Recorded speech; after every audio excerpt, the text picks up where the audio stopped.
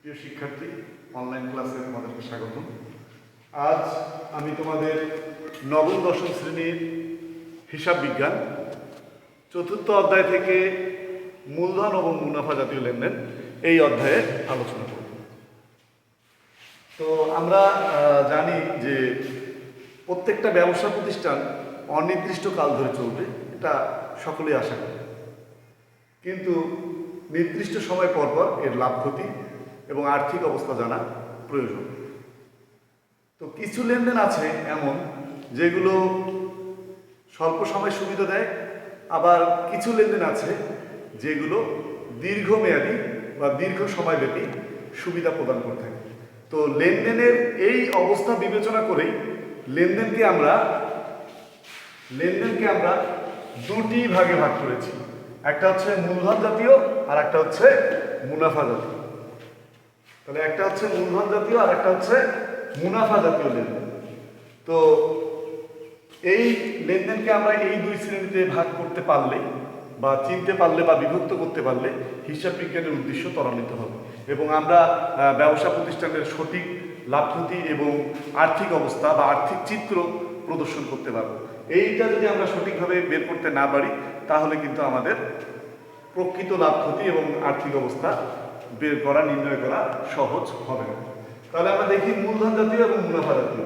মূলধন জাতীয় লেনদেনকে আমরা আবার দুই ভাগে ভাগ করছি, একটা প্রাপ্তি বা আয় আর একটা হচ্ছে ব্যয়। মুনাফা জাতীয় লেনদেনকে আমরা দুই ভাগে ভাগ করছি, প্রাপ্তি আয় ও প্রদান বা ব্যয়। তো মূলধন জাতীয় লেনদেন কি এবং মুনাফা জাতীয় লেনদেন কি আমরা সেটা আগে বুঝে নিই। তাহলে মূলধন জাতীয় লেনদেন কি? তাহলে মূলধন জাতীয় লেনদেনকে আমাদের চিনতে হলে এর বৈশিষ্ট্য আমি লিখে দিচ্ছি এখানে, যে এটা দীর্ঘমেয়াদী, অনিয়মিত এবং বড় অঙ্কের। মুনাফা জাতীয় আবার এর অপোজিট, দীর্ঘমেয়াদী। মুনাফা জাতীয় হচ্ছে স্বল্পমেয়াদী, এটা হচ্ছে নিয়মিত এবং ছোট অঙ্কের। তাহলে এটাকে চেনার জন্য এই তিনটা বৈশিষ্ট্য আমাদের মনে রাখতে হবে এবং এটাকে চেনার জন্য, মুনাফা জাতীয়কে চেনার জন্য আমার এই তিনটা বৈশিষ্ট্য মনে রাখতে হবে। তাহলে মূলধন জাতীয় এই তিনটা বৈশিষ্ট্য দিয়ে আমরা মূলধন জাতীয় লেনদেনের সংজ্ঞা দিতে পারি। তাহলে মূলধন জাতীয় লেনদেন কি? তাহলে যে সকল লেনদেন হতে আমরা এই তিনটা এখানে দিয়ে দিছি, যে সকল লেনদেন হতে দীর্ঘমেয়াদী বলতে আমরা কি বুঝি? 1 বছরের অধিক, আর স্বল্পমেয়াদী হচ্ছে 1 বছরের মধ্যে। তাহলে আমি এখানে লিখে দিছি যে সকল লেনদেন হতে দীর্ঘমেয়াদী বা 1 বছরের অধিক সুবিধা পাওয়া যায়, টাকার অঙ্কের পরিমাণ অপেক্ষাকৃত বড় অঙ্কের টাকা, এবং লেনদেন নিয়মিত সংগঠিত হয় না। যা আমি লিখে দিচ্ছি অনিয়মিত। নিয়মিত সংগঠিত হয় না মানে অনিয়মিত, তাই হচ্ছে মূলধন জাতীয়। তাহলে আমি আবার বলতেছি, যে সকল লেনদেন হতে দীর্ঘমেয়াদী বা 1 বছরের অধিক সুবিধা পাওয়া যায়, টাকার অঙ্ক অপেক্ষাকৃত বড় এবং লেনদেন নিয়মিত সংগঠিত হয় না, তা মূলধন জাতীয় লেনদেন। তাহলে অপোজিট ভাবে আমরা যদি মুনাফা জাতীয় লেনদেন বলি, তাহলে অপরদিকে যে সকল লেনদেন হতে, তাহলে এটার অপোজিট, স্বল্পমেয়াদী সুবিধা পাওয়া যায় এবং লেনদেন নিয়মিতভাবে সংগঠিত হয়। নিয়মিত বলতে নির্দিষ্ট সময় পর পর হতে পারে, যে নিয়মিত সংগঠিত হয় এবং টাকার পরিমাণটা ছোট, সেটাই হচ্ছে মুনাফা জাতীয় লেনদেন। তাহলে আমরা সংজ্ঞা দিয়ে বুঝতে বললাম, যেটা দিয়ে মূলধন জাতীয় লেনদেন দীর্ঘমেয়াদী, অনিয়মিত, বড় অঙ্কের টাকা। মুনাফা জাতীয় লেনদেন স্বল্পমেয়াদী, নিয়মিত এবং ছোট অঙ্কের টাকা। তাহলে আমি তোমাদেরকে এখন দেখাবো যে এটা দুইটা খুব সহজে আমরা কিভাবে এটা ব্যবসা প্রতিষ্ঠানে লেনদেনগুলোকে আমরা চিহ্নিত করতে পারবো। তাহলে মূলধন জাতীয়, আমি ওটাকে আবার এখানে করছি যে মূলধন জাতীয় ব্যয়, মূলধন জাতীয় আয় প্রাপ্তি এবং মূলধন জাতীয় আয়। মুনাফা জাতীয় ব্যয়, মুনাফা জাতীয় প্রাপ্তি বা আয়, আর এখানে আমি আবার প্রাপ্তিটাকে আলাদা করে দেখাবো, সেটা আমি পরে আসতেছি। তাহলে মূলধন জাতীয় ব্যয়। তাহলে মূলধন জাতীয় ব্যয় বলতে আমরা কি বুঝি? তাহলে মূলধন জাতীয়গুলো আসলে আমাদের সম্পদ আর দায়ের সাথে সংক্রান্ত,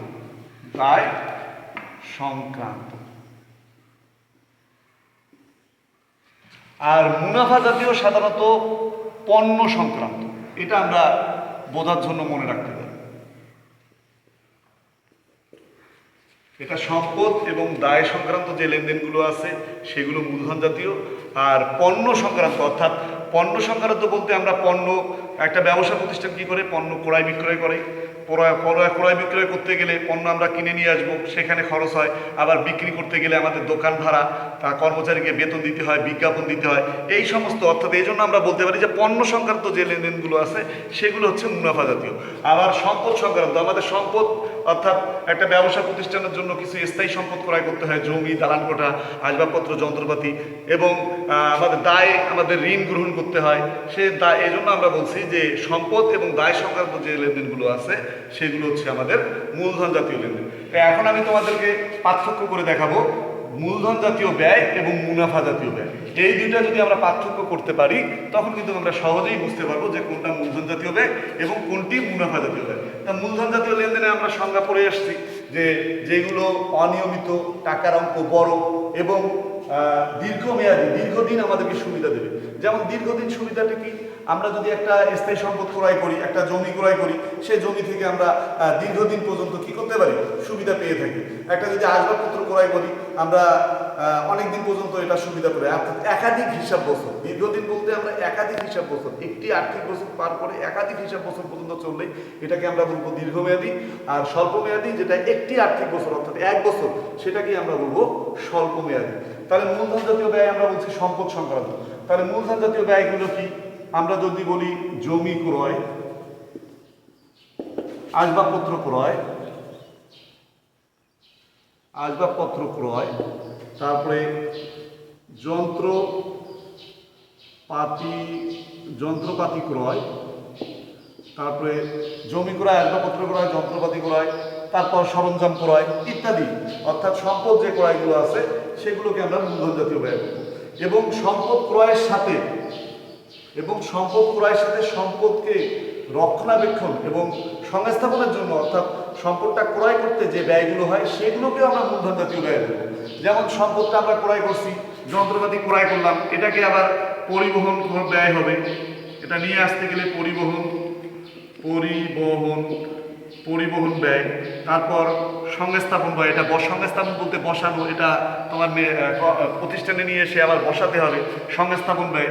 অর্থাৎ সম্পদ ক্রয় এবং সম্পদ ক্রয়ে বসানো পর্যন্ত যে ব্যয়গুলো হবে সেটাকেও আমরা কি করব, মূলধন জাতীয় ব্যয় বলবো।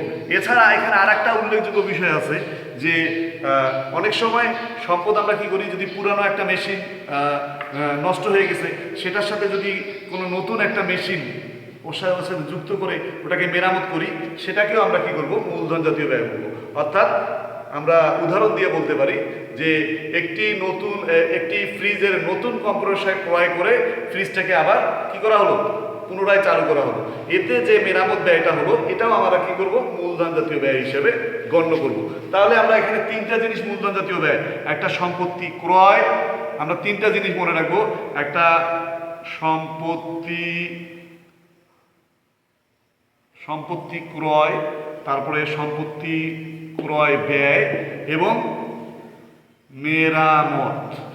মেরামত ব্যয়। এই 3টা জিনিস হচ্ছে আমাদের মূলধন ব্যয়। তাহলে মেরামত ব্যয়টা এখানে মনে রাখতে হবে যে মেশিনটার সাথে যদি কোনো নতুন যন্ত্রাংশ ক্রয় করে আমরা মেরামত করি, এমনি স্বাভাবিকভাবে যদি এমনি একটা রাস্তাঘাটে গাড়ি নষ্ট হয়ে গেছে সেটা মেরামত করলে কিন্তু আমাদের হবে এটা মুনাফা জাতীয় ব্যয়। তাহলে এই মেরামত ব্যয়টা একটু ভালো করে মনে রাখতে হবে।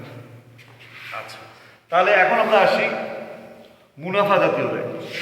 তাহলে এই 3টা বাদ দিয়ে আমরা এখানে মূলধন জাতীয় ব্যয় যেগুলো বলছি সেগুলো বাদ দিয়ে যত ব্যয় আছে সেগুলো হচ্ছে আমাদের মুনাফা জাতীয় ব্যয়। তাহলে পণ্য সংক্রান্ত, তাহলে পণ্য ক্রয়, তারপর বেতন, প্রতিষ্ঠানে কর্মচারী থাকলে বেতন পরিশোধ, তারপর বিজ্ঞাপন, পণ্যের জন্য বিজ্ঞাপন দিতে হবে, বিজ্ঞাপন ব্যয়, তারপর দোকান ভাড়া পরিশোধ, মণিহারি ক্রয় ইত্যাদি। অর্থাৎ মূলধন জাতীয় ব্যয় বাদে যত ব্যয় আছে সবগুলোকেই আমরা কি বলবো, মূলধন জাতীয় ব্যয় বাদ আছে যত ব্যয় আছে প্রতিষ্ঠানে সব ব্যয়গুলোই মুনাফা জাতীয় ব্যয়। যেমন আরো তারপরে বিমা সেলামি, বিভিন্ন প্রতিষ্ঠানে যত ব্যয় আছে সেগুলোকে আমরা কি বলবো, মূলধন জাতীয় ব্যয় বলবো। তাহলে আজকে আমরা এই শুধু মূলধন জাতীয় ব্যয় এবং মুনাফা জাতীয় ব্যয় এই দুটোই আলোচনা করব। আগামী ক্লাসে তোমাদের বাকি বিষয়গুলো দেখানো হবে, যেগুলো আমি লিখেছিলাম। তোমাদের বাড়ি কাজ আমি দিয়ে দিচ্ছি, তোমরা এখান থেকে বুঝতে পারবা যে তোমরা বাড়ির কাজ নাও, যে আমি দেখি যে তোমরা বুঝতে পারছো কিনা। বাড়ির কাজ যেমন জমি ক্রয়, পণ্য ক্রয়, ভাড়া প্রদান,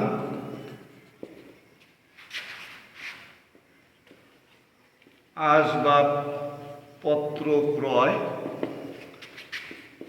মেশিন স্থাপন ব্যয়, মেশিন সংস্থাপন ব্যয়, বেতন প্রদান,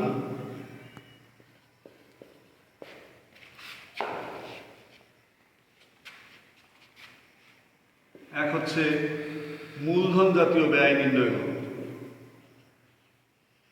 মূলধন জাতীয় ব্যয় কোন লেনদেন?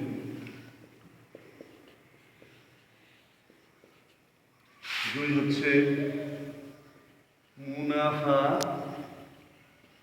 জাতীয় ব্যয় কোন লেনদেন?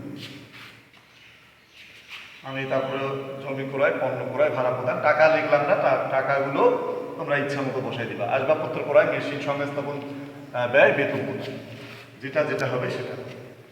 ধন্যবাদ, তোমরা আশা করি বুঝতে পারছো।